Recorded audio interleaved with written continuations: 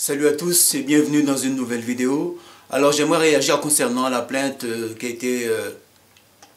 a été faite par Kylian Mbappé sur Mohamed Eni. J'ai même pas envie de citer son nom. Alors si c'était la première fois que cet individu en fait faisait de telles vidéos sur les joueurs, des soi-disant débriefs, j'aurais pu comprendre. Mais ce n'est pas la première fois. Ce n'est pas la première fois. Et moi, je suis désolé. Quand j'entends tous ces gens qui le soutiennent, là, les gars, mais j'ai envie de vous dire, vous n'êtes pas sérieux. Vous nous dites que, ouais, que c'est pas grave, que, voilà, que Mohamed Eni, c'est un plaisantin, il plaisante et tout. Mais on voit bien que vous n'êtes pas sérieux.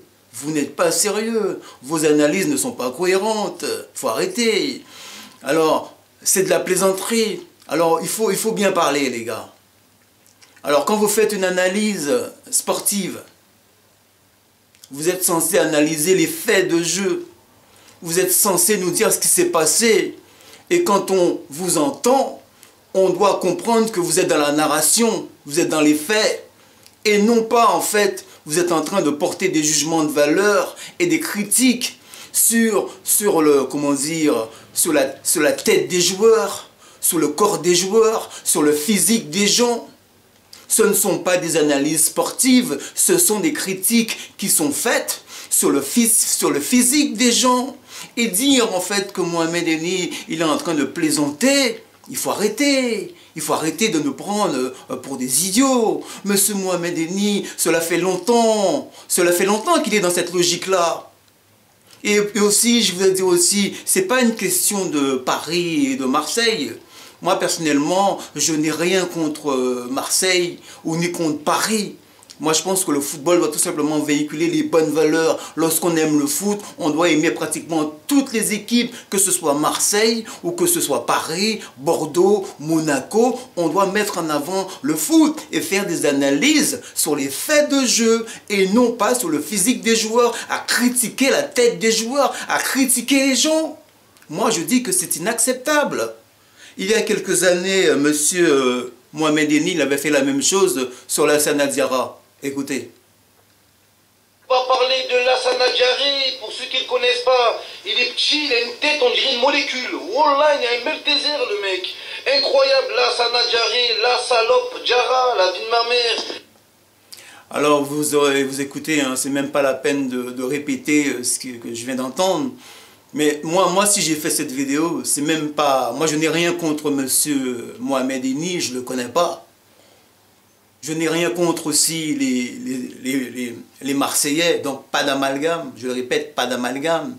Mais moi, je m'en tiens aux faits et aux dires. Ça, quand on entend ce type de propos, ce ne sont pas des analyses sportives.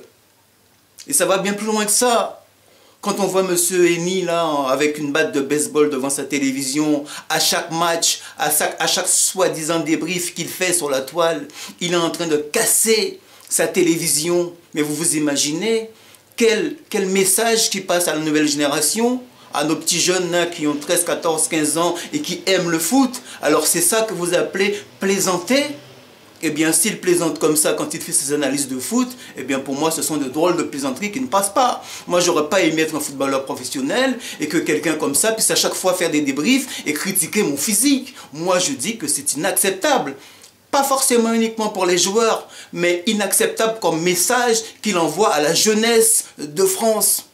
On ne peut pas montrer, et aussi sur la toile, parce qu'on voit une véritable violence aussi qu'il renvoie sur YouTube. Et cette violence-là, pour moi, elle est inacceptable.